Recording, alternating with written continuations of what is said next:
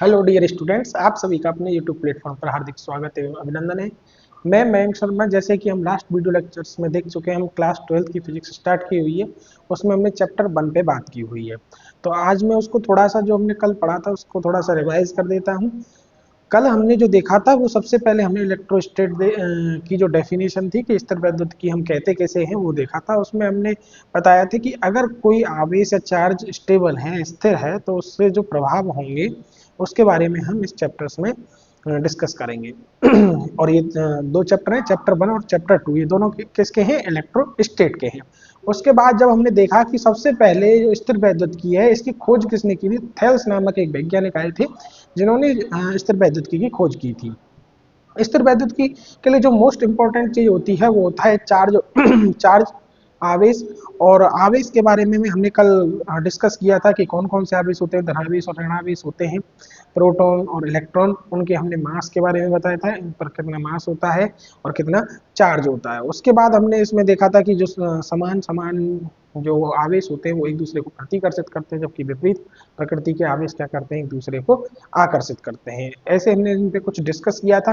Last में जब हमने देखा था वो आवेश का क्वांटीकरण देखा था कि आवेश का क्वांटीकरण क्या होता है, या किसी वस्तु पर आवेश की मात्रा भी हम देख सकते हैं कि वस्तु पर आवेश कितना होता है।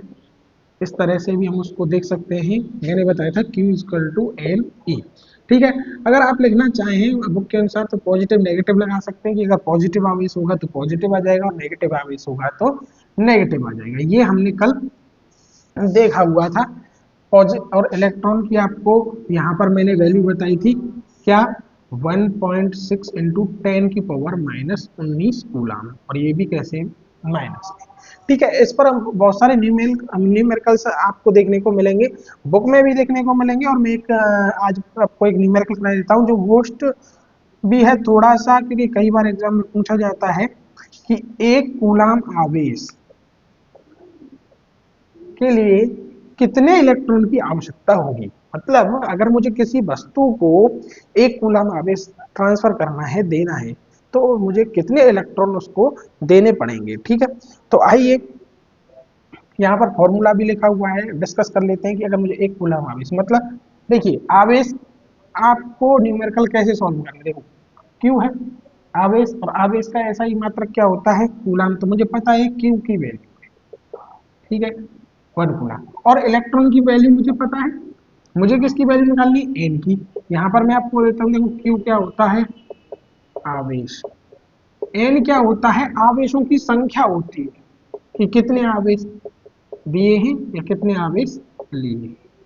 और ई मतलब इलेक्ट्रॉन का आवेश। तो आपको ये तीनों चीज पता है। अब आपको देखो इलेक्ट्रॉन का आवेश पता है, क्यू की वैल्यू पता है, 1 कूलम, और मुझे क्या देखनी है, आवेशों की संख्या। या फिर मुझे ये देखना कितने इलेक्ट्रॉन देने, इलेक्ट्रॉन क्या है, आवेश है, मतलब मुझे एन की वैल्यू देखनी है। तो देखो 1 कूलम, इसको हम एक लिख लेते हैं क्यू की वैल्यू। एन की वैल्यू मुझे ज्ञात करनी है, और इलेक्ट्रॉन की वैल्यू कितनी है, 1.6 इंटू 10 की पावर -19। माइनस भी लगा सकते हैं लेकिन एन की वैल्यू माइनस में नहीं होगी, क्योंकि देखो यहाँ हम प्लस माइनस हम लाते हैं, अगर इलेक्ट्रॉन है तो, और नेगेटिव प्रोटॉन है तो पॉजिटिव। अब अगर हम वैल्यू निकालते हैं एन की, तो देखो 1/1.6 इंटू 10 की पावर -19। सॉल्व करेंगे, एन इजक्वल टू 1/1.6, ये ऊपर जाएगा तो 10 की पावर पॉजिटिव में हो जाएगी। आगे और सॉल्व करते हैं तो देखिए 10/16 गुणा 10 की घात 19, 5, 8, क्या है, 5/8 इंटू 10 की पावर 19। 8 का अगर हम 5 में भाग देंगे, डिवाइड करेंगे, तो वैल्यू नहीं आएगी। यहाँ मैं 50 कर लेता हूँ इसको, 50 गुणा 8/8 गुणा 10 की घात 18। 50 में देंगे तो देखिए 8×48, 2, 0, 8×2 = 16, 4×8, 6.25 इंटू 10 की पावर 18। इतने क्या देने पड़ेंगे मुझे, उसे इलेक्ट्रॉन देने पड़ेंगे, आवेश देने पड़ेंगे, तब उस पर क्या होगा, एक कूलम आवेश उपस्थित होगा। और मैंने आपको कल भी बताया था कि हमेशा जो ऋणायन होता है या ऋणावेश होता है या इलेक्ट्रॉन होता है, वो ही क्या करते हैं, गति करते हैं। क्या होते हैं, गतिशील। जबकि जो धनावेश जो होते हैं वो हमेशा कैसे होते हैं, स्थिर होते हैं, ये कभी भी गति नहीं करते, या बोले तो अगतिशील होते हैं। एक मोस्ट इंपॉर्टेंट इसकी बात मैं आपको यहाँ बता देता हूँ, चलो इसको साफ कर देता हूँ, ये समझ में आया कि नहीं आया, इसको जरूर लिख लेना, ये मोस्ट इंपॉर्टेंट है क्योंकि कई बार पेपर में पूछा जाता है एक कूलाम आवेश में कितने इलेक्ट्रॉन या प्रोटॉनों की संख्या होती है, या फिर ऐसे पूछ सकता है कि अगर किसी वस्तु को एक कूलाम आवेश देते हैं तो हमें उसे कितने इलेक्ट्रॉन देने होंगे। तो आप ऐसे उसको कैलकुलेट कर सकते हैं या फिर डायरेक्टली इसको याद भी रख सकते हैं, क्योंकि कई बार न्यूमेरिकल्स जब एमसीक्यू में पूछे जाते हैं तो नीट या जेई में भी, अब तो शायद नहीं पूछे जाते इतने छोटे क्वेश्चन, लेकिन फिर भी कई बार पूछ लिए जाते हैं 6.25 इंटू 10 की पावर 80। ठीक है, ये समझ में आया आपको।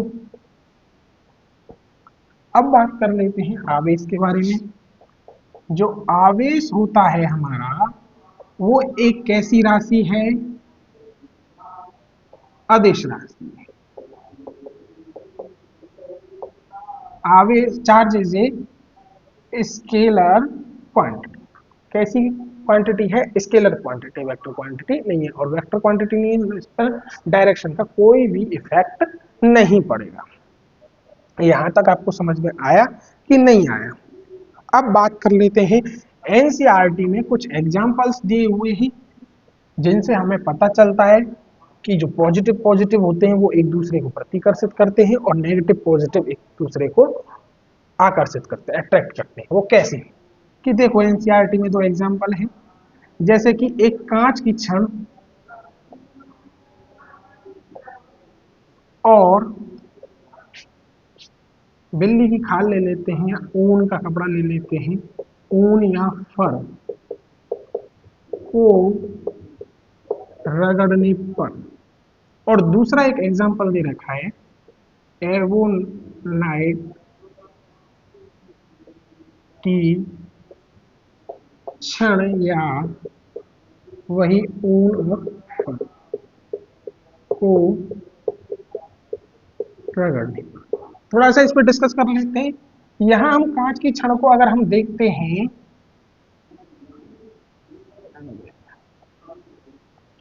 कांच की छड़ को हम देखते हैं तो ये हो जाती है धनावेशित, और ऊन और फर यहां पर हो जाती है ऋणावेशित। एवोनाइट की छड़ यहां पर क्या हो जाती है, ऋणावेशित, और ऊन और फर क्या हो जाती है, धनावेशित। एनसीईआरटी में आपकी में एक टेबल दी हुई है, उसमें करीब 15 क्या लिखी हुई हैं, वस्तुएं लिखी हुई हैं, जिसमें मानव शरीर भी है, ऊन है, फर है, और धातुएं भी हैं, एवोनेट की छड़ है, कांच की छड़ है। वो टेबल बनाई हुई है, उसमें हम जैसे जैसे नीचे जाते हैं तो वो क्या होती जाती है, ऋणावेशित होती जाती है। और ये आपको दो एग्जाम्पल दिए हुए हैं। अब ये कैसे धनावेशित ऋणावेशित होते हैं, इसके बारे में हम आज थोड़ा सा डिस्कस करने वाले हैं कि कब ये धनावेशित होगा, कब ये ऋणावेशित होगा। एक टेबल दी हुई है, आप वो एनसीईआरटी की बुक में से देख सकते हैं। मेरे हिसाब से मोस्टली ये दो ही क्वेश्चन पूछे जाते हैं, और ये भी पूछे बहुत कम जाते हैं, बस एग्जाम्पल लिखना पड़ता है कि कांच की छड़ और ऊन के कपड़े को रगड़ने पर कांच की छड़ धनावेशित और ऊन की ऊन जो होती है या फर जो होती है वो ऋणावेशित हो जाती है। ये केवल एग्जाम्पल लिखने के लिए दिए जाते हैं, वो कभी भी टेबल अब आज तक राजस्थान बोर्ड में तो पूछी नहीं गई। ठीक है, अब हम थोड़ा सा आगे डिस्कस कर लेते हैं कि आपस में वस्तुओं को रगड़ने पर वो कैसे धनावेशित और ऋणावेशित हो जाती है। क्वेश्चन लिख लेते हैं,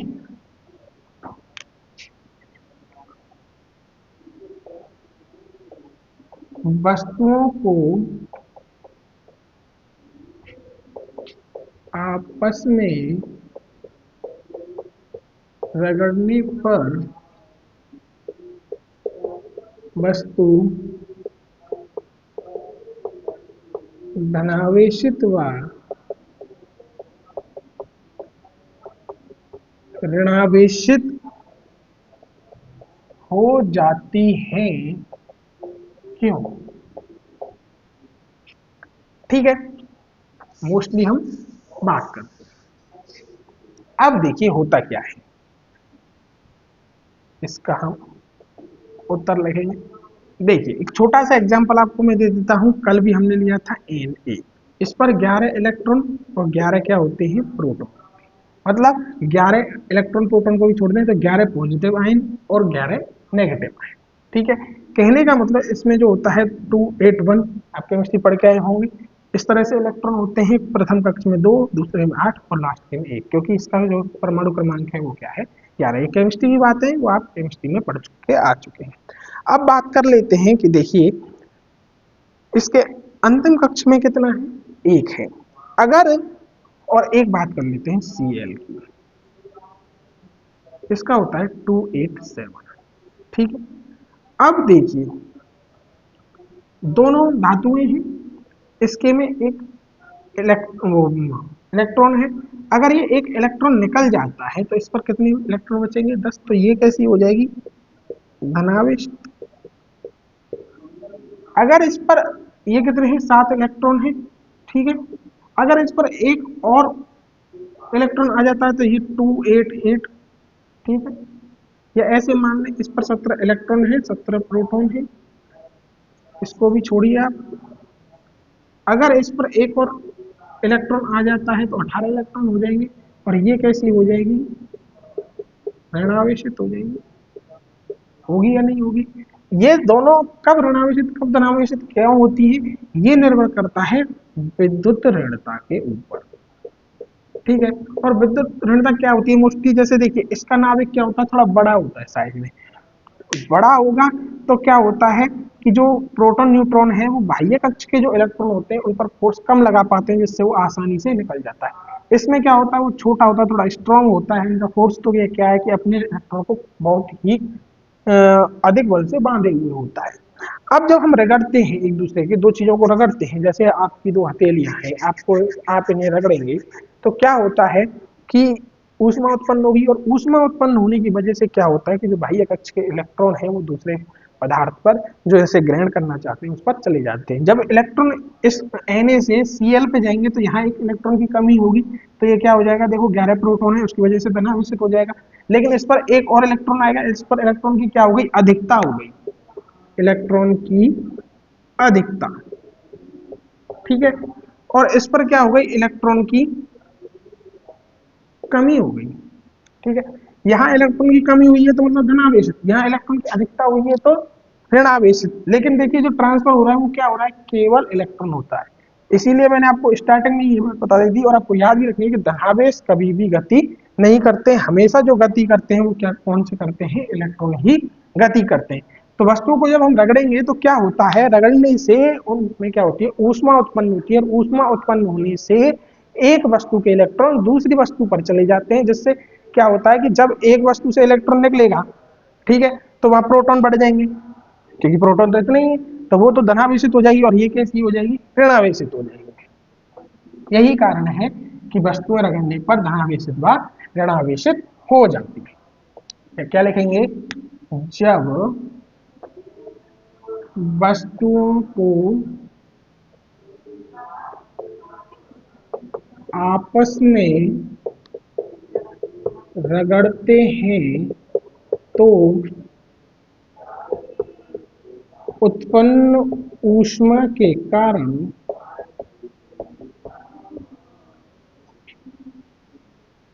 एक वस्तु धनावेशित, ब्रैकेट में लिख सकते हैं, जिससे इलेक्ट्रॉन निकलते हैं। ठीक है, जिससे इलेक्ट्रॉन निकलते हैं, धनावेशित तथा दूसरी वस्तु ऋणावेशित, जहां इलेक्ट्रॉन ग्रहण होते हैं, दूसरे से ऋणावेशित हो जाती है। ठीक है, अब देखिए जहां वस्तु इलेक्ट्रॉन ग्रहण होंगे तो क्या हो जाती है, ऋणावेशित हो जाती है। अब हमेशा क्या होगा, जब दो वस्तुओं को आपस में रगड़ेंगे तो क्या होगा, एक वस्तु धनावेशित, कोई भी दो वस्तु हो सकती है, तथा दूसरी वस्तु ऋणावेशित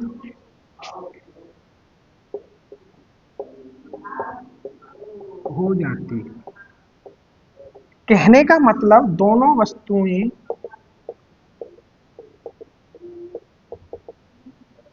विपरीत आवेशित होंगी। ये कब की स्थिति है, जब हम दो वस्तुओं को रगड़ेंगे। जैसे कि आपने देखा होगा, जैसे कि एक प्लास्टिक की, इसको मैं इस कपड़े से रगड़ता हूं तो ये क्या होगी, ऋणावेशित, और ये कपड़ा कैसा हो जाएगा, धनावेशित, दोनों पर अलग अलग आवेशित हो जाएंगे। ठीक है, ये क्वेश्चन आपका हुआ, समझ में आया कि जैसे ही हम दो वस्तुओं को रगड़ते हैं तो एक वस्तु के इलेक्ट्रॉन जो कम फोर्स से बंधे होते हैं वो दूसरी वस्तु पर चले जाते हैं, तो वो वस्तु कैसी हो जाएगी, जिससे इलेक्ट्रॉन निकले हैं धनावेशित, और जिस पर इलेक्ट्रॉन आए हैं वो क्या हो जाएगी, ऋणावेशित हो जाएगी। ये कई बार एमसीक्यू में पूछा जाता है कि अगर किसी वस्तु को रगड़ते हैं तो वह धनावेशित कब होती है, जब इलेक्ट्रॉन निकलेंगे, इलेक्ट्रॉन आएंगे, प्रोटॉन निकलेंगे, प्रोटॉन आएंगे। तो प्रोटॉन वाला तो ऑप्शन गलत ही होगा, क्योंकि प्रोटॉन कभी भी गति नहीं करते हैं, हमेशा कौन सा होगा, जब इलेक्ट्रॉन निकलेंगे तो। ठीक है, अब देखिए होता क्या है, इसी आधार पर क्या हुआ, अभी मैंने आपको एग्जांपल बताया कि जैसे ये कांच की छड़ है, ठीक है, कांच की छड़ है तो ये कैसी होती है, धनावेशित। ठीक है, ये एवोनाइट की छड़ है, ठीक है, ये कैसी है, कांच की छड़, ये कैसी किसकी है, एवोनाइट की छड़। और तीसरी हम बात कर लेते हैं, ये भी एक कांच की छड़। ठीक है, अब इस कांच की छड़ के पास ही कांच की छड़ हम लेके जाते हैं, क्योंकि हमने दोनों कैसी कर ली है, धनावेशित कर ली। तो क्या होगा, ये एक दूसरे को प्रतिकर्षित करेंगे। यहां पर हम एवोनाइट की छड़ लेके जाते हैं, ये भी एक दूसरे को क्या करेंगी, प्रतिकर्षित। अब इसके पास हम एवोनाइट की छड़ लेके जाते हैं,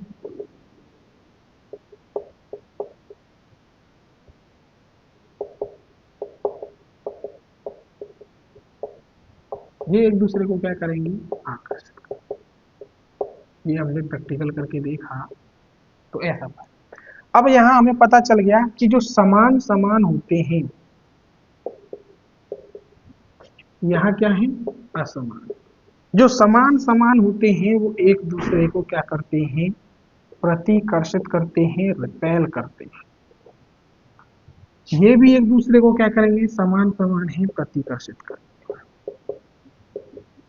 इन्हें सजातीय भी बोल सकते हैं, इन्हें विषम जातीय भी बोलते हैं। और ये दोनों क्या करेंगे, एक दूसरे को अट्रैक्ट करेंगे, ये क्या करेंगे, एक दूसरे को आकर्षित करते।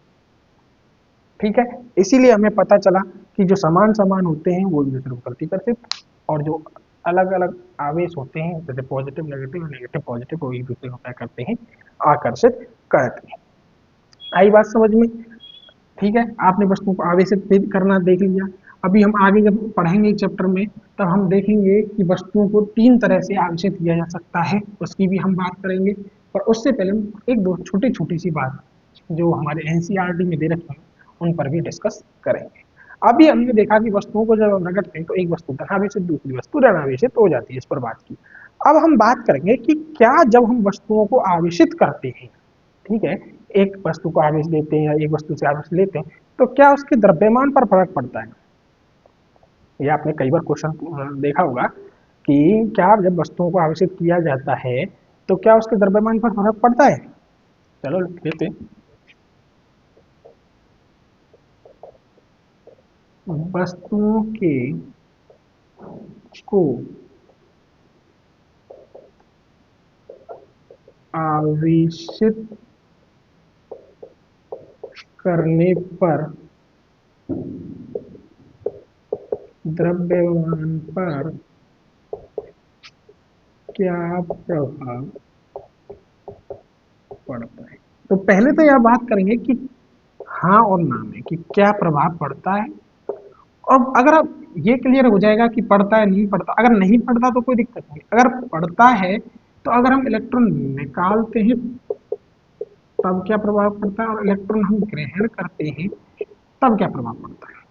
तो ये तो देखिए, जब हम किसी वस्तु पर जैसे मान के चलो, ये Na की बात कर लेते हैं, 11 इलेक्ट्रॉन है 11 प्रोटॉन है।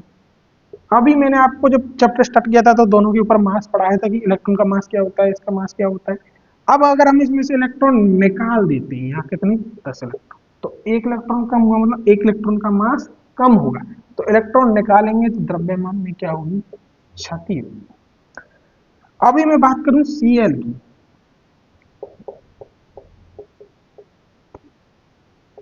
17 प्रोटॉन।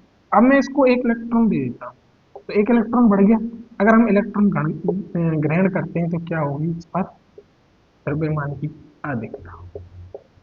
ठीक है, इसका मतलब क्या है कि यहाँ प्रभाव तो पड़ता है, और प्रभाव पड़ता है तो क्या होता है, इसको हम उत्तर के रूप में लिख सकते हैं क्या, कि हाँ हाँ वस्तु को, एक कई बार आपके पेपर में पूछे जा चुके हैं, वस्तु को आवेशित करने पर, अब चाहे वो सिर्फ धनावेशित करें या धनावेशित करने पर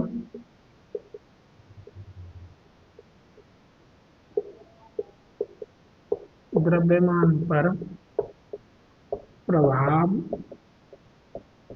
पड़ता है। यदि वस्तु धनावेशित होती है तो यहाँ लिख देंगे इलेक्ट्रॉन की कमी, जब भी तो धनावेशित होगी होती है तो द्रव्यमान कम होगा या घटेगा। इसके विपरीत यदि वस्तु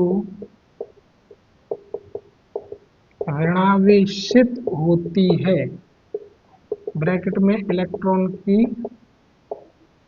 अधिकता,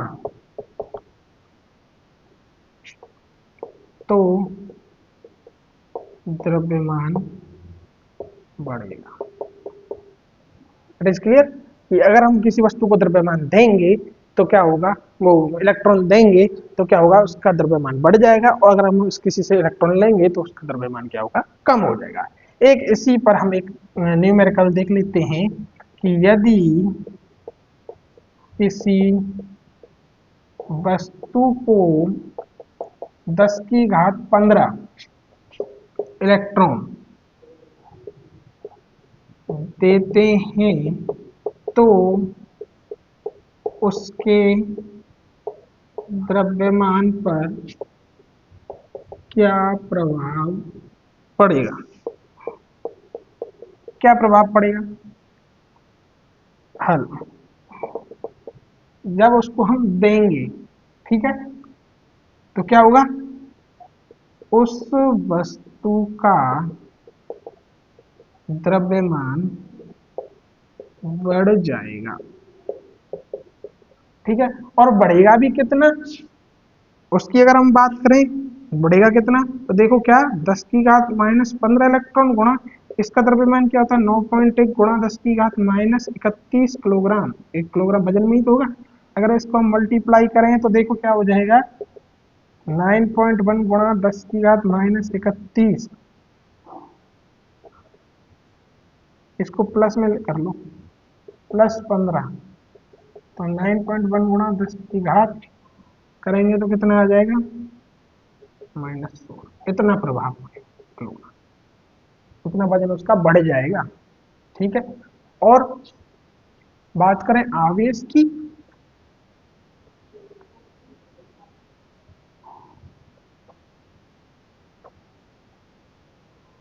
बात करें आवेश की कि आवेश कितना बढ़ेगा, तो उसे हम Q इक्वल टू एन से निकाल सकते हैं। Q इक्वल टू 10⁻15 गुणा 1.6 गुणा 10⁻−19, तो Q इक्वल टू 1.6 गुणा 10⁻⁻⁴ ये उस पर क्या होगा, आवेश। यहाँ आगे वो पूछ सकता है आवेश की गणना भी कर। तो ये आपके क्वेश्चन समझ में आया कि यदि हम किसी वस्तु को 10⁻15 इलेक्ट्रॉन देते हैं, उसको दे रहे हैं, तो उस पर क्या प्रभाव पड़ेगा, उस पर इलेक्ट्रॉन आएंगे। आएंगे तो देखो एक इलेक्ट्रॉन का जो वजन होता है वो कितना होता है, 9.1 इंटू 10⁻31। तो 10⁻15 का कितना हो जाएगा, दोनों मल्टीप्लाई करेंगे, इतना वजन उस पर बढ़ जाएगा। और आवेश में चेंज, आवेश क्या होता है 1.6 गुणा 10⁻−19, तो इतना आवेश पर प्रभाव पड़ता है। तो आपको ये समझ में आया कि नहीं आया कि उस पर आवेश में कितना प्रभाव पड़ेगा और उसके वजन पर कितना प्रभाव पड़ेगा। ऐसे छोटे छोटे से न्यूमेरिकल्स आपको कई बार एक एक दो नंबर में इस चैप्टर से पूछे जाएंगे। ठीक है, इट इज क्लियर। चलिए बात कर लेते हैं, आपको समझ में आया होगा। अब हम थोड़ी सी आगे और चलते हैं इस चैप्टर में।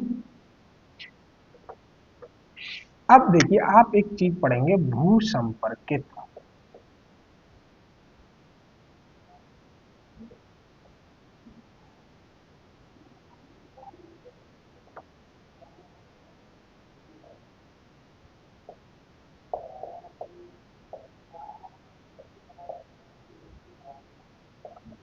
बोले तो ग्राउंडेड की भू संपर्कित कैसे। अब भू संपर्कित होता क्या है, करते क्यों है, इसके आप थोड़ा सा रीजन समझें। कि आपने जब देखा होगा कि कई बार क्या होता है कि जैसे सर्दियों के मौसम में ज्यादा देखा होगा आपने कि जैसे ही हम किसी चीज को टच करते हैं तो हमें झटका सा लगता है, करंट सा लगता है। ये आपने सबने महसूस किया होगा। और आप सोचते हैं कि हमें बहुत एनर्जी है, हम चार्ज हो रहे हैं, करंट आ रहा है। तो उसका रीजन क्या होता है कि जब कोई वस्तु आवेशित हो जाती है, जैसे कि किसी कार में चल रहे हैं, किसी कपड़े को छू रहे हैं, कि कंबल है, तो वो क्या होता है सर्दियों में आवेशित हो जाता है। आवेशित होने के कारण क्या होता है, अब हमारी ह्यूमन जो बॉडी है वो एक चालक है। तो वो जो आवेश है, अगर हम किसी वस्तु को, जिसमें बोर्ड को छुआ, मान के चलो ये आवेशित, और मैंने चप्पल नहीं पहनी हुई, डायरेक्ट में अर्थ के अर्थ का अर्थ अर्थ के संपर्क में हूँ, ठीक है, पृथ्वी के संपर्क में हूँ, तो ये वस्तु का जो आवेश है वो क्या होगा, पृथ्वी में चला जाएगा। तो पृथ्वी पर सबसे बड़ी जो वस्तु है वो अर्थ ही है, पृथ्वी ही है, धरती ही है। इस पे हम कितना भी आवेश इसको दे सकते हैं और इससे कितना भी आवेश हम ले सकते हैं। इसलिए भूसंपर्कित करने के लिए हमें क्या करते हैं, हम एक तांबे का तार लेते हैं, उसको हम जमीन में गाड़ देते हैं। आपने कई बार देखा होगा, आजकल कम होता है, आपने देखी होंगी ये 5 पिन सॉकेट तो आपके सबके घर में होंगी। ठीक है, तो ये तो दो तो होते हैं फेज के करंट के, और ये होते हैं न्यूट्रल। ठीक है, और ये क्या होता है, ग्राउंडेड भू संपर्कित वाला होता है। ठीक है, तो बड़े जो उपकरण होते हैं जैसे एसी, फ्रिज, मोटर वगैरह, उनमें 5 पिन 3 पिन आती है। तो एक किस्म होती है भू संपर्कित, मतलब अगर एक्स्ट्रा कभी आवेश आ जाए तो वो किसमें चला जाता है, पृथ्वी में चला जाता है। बड़े बड़े घरों में, फैक्ट्री में क्या करते हैं, एक भू संपर्कित तार को जमीन में गाड़ देते हैं, जिससे क्या है कि शॉर्ट सर्किट होने से बच जाता है। अगर ज्यादा आवेश आता है तो वो उस पृथ्वी में अंदर चला जाता है, इसलिए उसको हम भू संपर्कित करते हैं। तो जब पृथ्वी में किसी चालक तार को से पृथ्वी को जोड़ा जाता है तो उसको ही हम क्या कहते हैं, उस सर्किट को या फिर उस परिपथ को भू संपर्कित करना कहते हैं। जैसे कि अब हमें, अगर हमारी चालक बॉडी है, अगर मैं किसी वस्तु को छूता हूँ तो उसका चालन वो इलेक्ट्रॉन होंगे या आवेश होगा, वो कहाँ चला जाएगा, पृथ्वी में चला जाएगा। इसी कारण क्या होता है, आवेश के कारण ही जब हम सर्दियों में देखते हैं तो हमें करंट सा लगता है। ये भी एक स्थिर वैद्युत का ही प्रभाव है जो हमें करंट सा महसूस होता है। तो भूसंपर्कित क्या होता है कि जब चालक तार को पृथ्वी से, पृथ्वी को इंग्लिश में अर्थ बोलते हैं, और आप अर्थ का अनर्थ मत कर देना, पृथ्वी से जोड़ा जाता है तो आवेश पृथ्वी में